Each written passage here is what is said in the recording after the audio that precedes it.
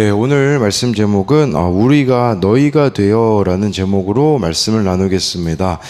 말씀 제목을 이렇게 잡은 것은 3절에 보면 우리가 너희를 위하여 기도할 때마다 라고 나와요.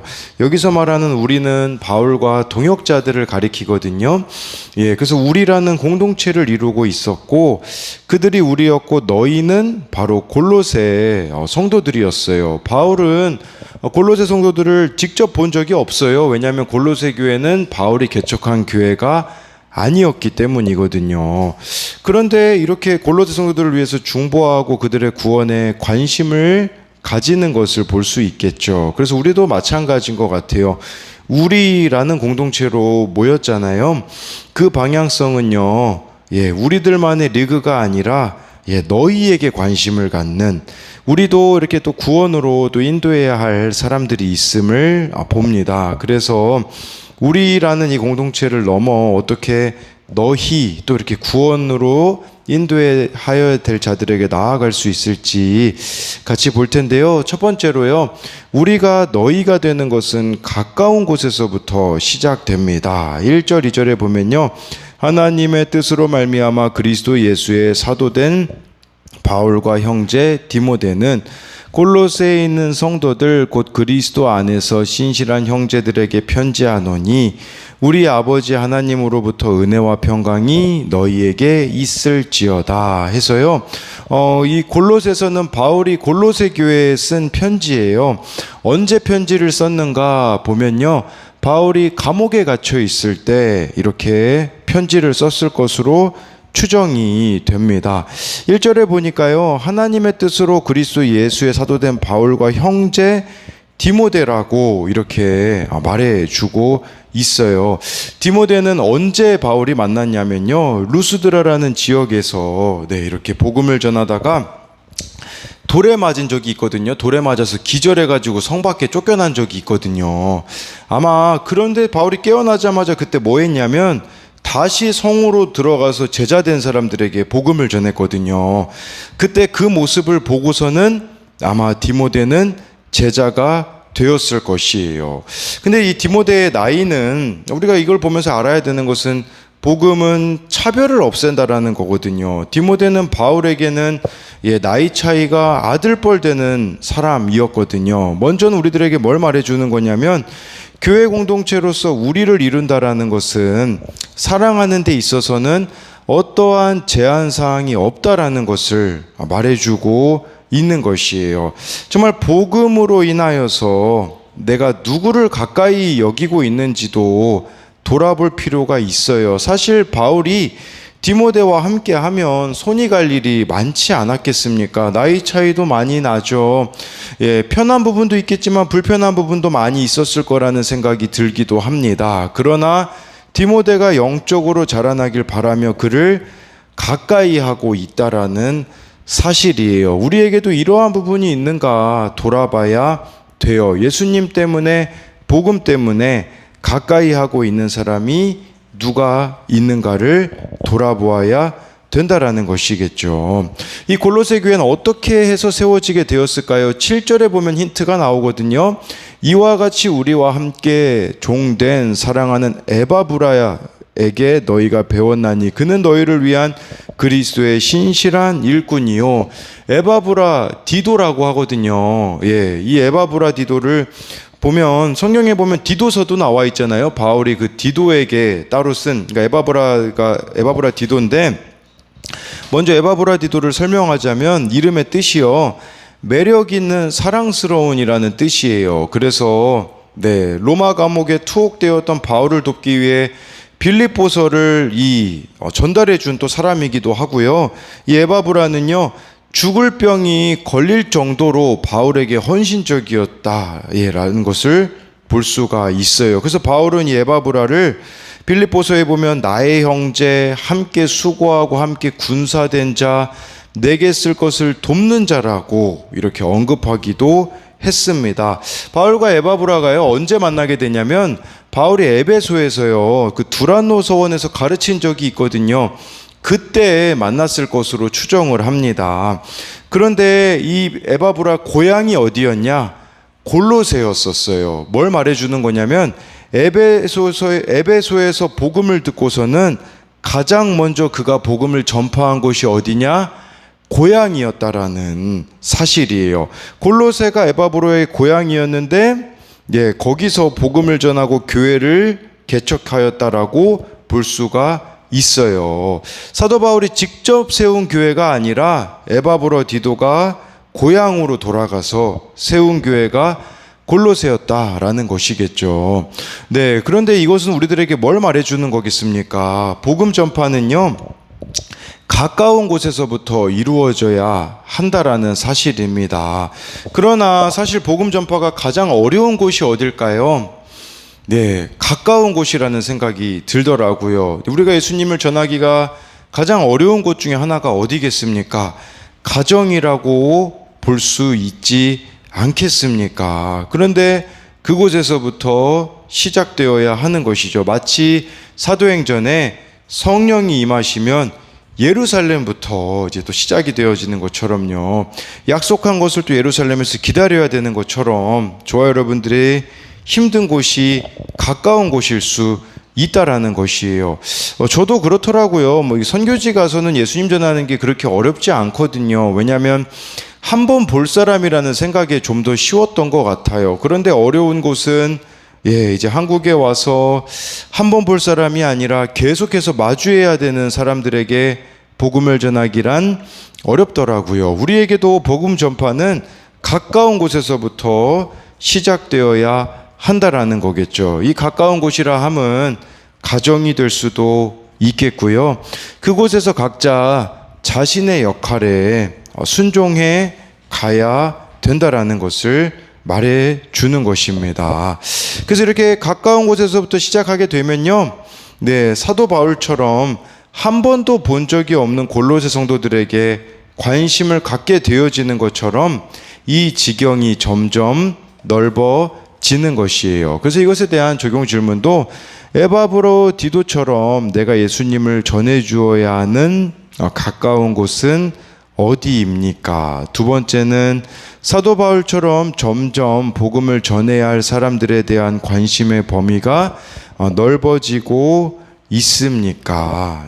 두 번째로는요, 우리가 너희가 되는 것은 구원의 관심 때문입니다. 3절부터 5절을 보면요, 우리가 너희를 위하여 기도할 때마다 하나님 곧 우리 주 예수 그리스도의 아버지께 감사하노라. 이는 그리스도 예수 안에서 너희의 믿음과 모든 성도에 대한 사랑을 들었으며 너희를 위하여 하늘에 쌓아둔 소망으로 말미암음이니 곧 너희가 전에 복음의 진리의 말씀을 들은 것이라 라고 말씀해 주고 있어요. 3절에 보면요, 바울은 골로새 교회 성도들을 위하여서 기도했다고 해요. 그리고 이들을 위해서 기도할 때마다 감사했다라고 말해주고 있어요. 왜 그랬을까요? 골로새 성도들이요, 바울에게 물질적인 이익을 주지 않았습니다.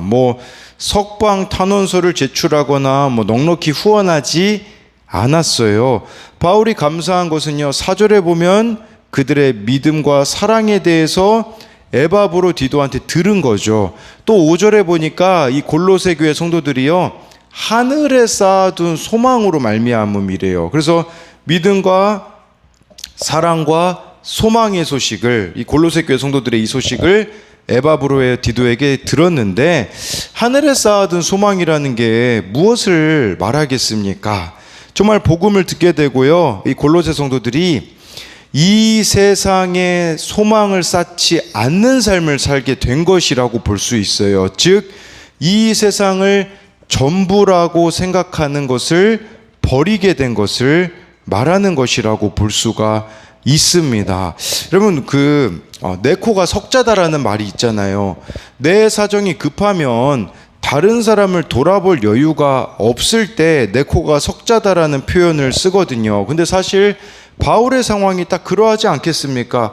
자기는 지금 감옥에 있는데 사실 골로새 교회 성도들을 돌아볼 여유가 바울에게는 어떻게 있었겠습니까? 저는 그 비결이 3절에 있다는 생각이 들더라고요. 그것은 바로 네, 우리가 너희를 위하여 기도할 때마다에 있다고 봅니다. 그래서 3절에 우리가에 있어요. 바울은 함께 믿음으로 동역하는 이 동역자들이 있었기 때문에 이렇게 가능했다라는 것이고요.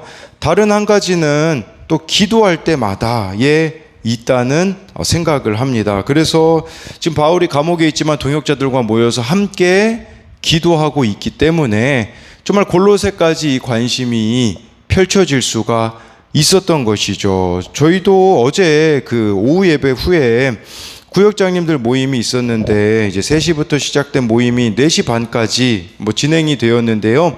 그 가운데 말씀을 나누게 되어지고 구역에서 일어나는 소식들 또 각자가 처한 상황들을 함께 듣고 기도하는 시간을 가질 수 있게 되었어요. 그러다 보니까 저도 또 제가 관심 가져야 되는 구원의 일들에 대해서 부담을 가지게 된 것이 있더라고요. 마찬가지로 바울은 우리 공동체인 에바브로디도에게 골로새 교인들의 소식을 듣게 되었고 그들을 위해 기도하게 되었다라는 것이에요. 그러다 보니 바울에게 있어서 우선순위는 바로 구원이었기 때문에 이 일들이 이루어졌다라는 것이에요. 우리가 정말 구원의 목적을 두면요, 자기 연민에 빠질 시간이 없다는 생각을 하게 됩니다. 감옥에 있어도 바울이 구원에 관심이 있게 되어지니까요, 감옥에 매이지 않게 되는 거예요. 사실 감옥에 있으면요, 우리가 할 수 없는 게 많이 있지 않았겠습니까? 바울도 그런 생각이 들 수도 있었을 것 같아요. 내가 감옥에 있는 것이 이게 하나님을 위해서 솔직히 하나님이 손해보는 거 아니십니까? 라는 생각이 왜 들지 않았겠습니까? 그리고 할 수 있는 것이 제한되기 때문에 원망할 거리도 많이 있었을 거라는 생각이 들기도 합니다.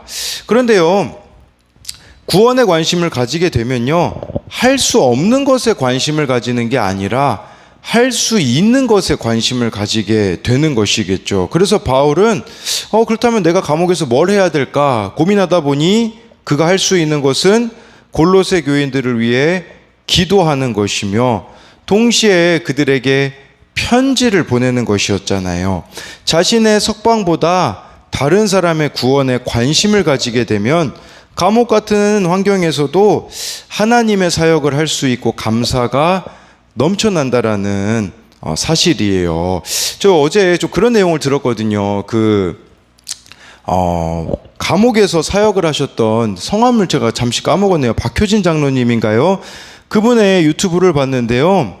감옥에 그런 분이 있었다고 이야기를 하더라고요. 뭐냐면 유명한 교회들에게 다 편지를 쓰는 거예요. 막 편지를 써가지고 어떤 걸 요청하냐, 그 성경 한 권만 보내달라는 이런 요청을 했다고 하더라고요. 실제로 겪으셨던 일인데 그 죄수자가 왜 성경 한 권을 달라고 했을까요? 성경을 각 교회들마다 무슨 여러분 성경 하나 달라고 하는데 누가 안 보내주겠습니까? 막 간증을 쓰고. 근데 알고 보니까요, 그 성경을 모아가지고 그 감옥 안에서 팔았던 거예요. 감옥에서는 물물교환의 수단으로 성경의 가치가 컸다라고 하더라고요.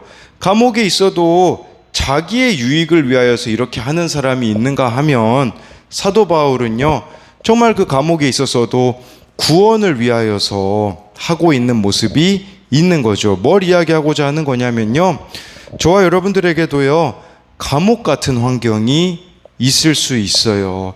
그 가운데 할 수 없는 것을 보며 우리가 원망하고 불평하는 길이 있고요. 또 한 가지는 할 수 있는 것에 집중한다면 얼마나 좋겠습니까? 그렇게 되기 위하여서 사실 바울이 이 골로새 교회 성도들의 믿음과 소망과 하늘에 둔 소망으로 감사한다고 한다라는 것은 먼저 그 자신이 믿음과 사랑과 하늘에 쌓아둔 소망을 두는 삶을 본인이 살았기 때문이 아니겠습니까? 그렇기 때문에 저와 여러분들에게도 감옥 같은 환경 속에서도 하늘에 소망을 두어야 된다라는 것입니다. 그리고 6절부터 8절을 마지막으로 말씀드리면, 이 복음이 이미 너희에게 이름에 너희가 듣고 참으로 하나님의 은혜를 깨달은 날부터 너희 중에서와 같이 또한 온 천하에서도 열매를 맺어 자라는도다. 이와 같이 우리와 함께 종된 사랑한 에바브라에게 너희가 배웠나니 그는 너희를 위한 그리스도의 신실한 일꾼이요 성령 안에서 너희 사랑을 우리에게 알린 자니라. 예, 아까 말씀드렸듯이요, 골로새 교회가 존재하는 것은 한 사람의 수고 때문이에요. 바로 에바브로 디도 때문이라는 거겠죠. 그가 복음을 전해 주었기 때문에 이러한 일이 있게 되었던 거예요. 그래서 6절에 보니까 이 열매가 온 천하에 맺어 자라는도다라고 말해주고 있는 거죠. 먼저 이 열매는 에바브로 디도에게 맺었어요. 그렇기 때문에 골로새 교회 성도들에게도 열매를 맺어 자라게 되었다라는 거겠죠. 저와 여러분들에게 필요한 것은 내가 먼저 열매 맺는 신앙이 되어야 된다라는 것이에요. 열매 맺는 신앙이라는 게 무엇이겠습니까? 그것은 우리가 지난주에 나눴던 말씀 중에 하나인 예수님께 접붙여진 좋은 나무가 되는 것이라고 볼 수가 있어요. 그렇기 때문에 정말 저와 여러분들이 예수님께 접붙임 당하여서 이렇게 좋은 나무가 되고 좋은 열매를 맺게 되어진다면 그 열매가 정말 이제 에바브로 디도에게서 국한되는 것이 아니라 골로새 성도들에게까지도 맺혀 자라게 되어지는 일들이 일어나게 된다라는 것이에요. 그래서 정말 나의 신앙은 참 가면 갈수록 열매를 맺어 잘 자라고 있는지 이것을 돌아봐야 된다라는 것이에요. 왜냐하면요, 사도 바울하고 함께한 사람들 중에 끝까지 같이 간 사람들이 있거든요. 뭐 그 중에 하나가 에바브로 디도, 디모데가 되겠죠. 그렇지만 예를 들어 데마와 같은 사람은 중간에 도중하차하게 되어지는 것들이 있거든요. 그래서 저와 여러분들이 끝까지 참 열매 맺는 그런 신앙이 되기를 소망합니다. 그래서 이것에 대한 적용도요, 나의 감옥 같은 환경에서도 공동체 지체들을 위해 기도합니까? 그들로 인하여 항상 감사하게 되는 기쁨을 경험한 적이 있습니까? 나의 신앙은 가면 갈수록 열매를 맺어 자라고 있습니까? 기도하겠습니다. 살아계신 하나님, 정말 하나님의 뜻으로 사도 바울은 디모데와 함께 하였습니다. 디모데는 나이 차이도 많이 나고 바울에게는 참 손이 많이 가는 사람일 수 있습니다. 그러나 바울이 이렇게 구원을 위한 수고를 하였을 때 디모데가 있고 또 에바브로 디도가 있지 않습니까? 에바브로 디도라는 이런 열매를 맺은 것은 바울의 그 구원의 수고 때문이었던 것입니다. 또 우리 또한 에바브로 디도처럼 이제는 복음을 들었다면 가까운 곳에서부터 시작하기 원합니다. 에바브로 디도가 에베소에서 복음을 듣고 정말 골로새 자기 고향에 가서 복음을 증거하는 것은 참 어려웠을 것 같습니다.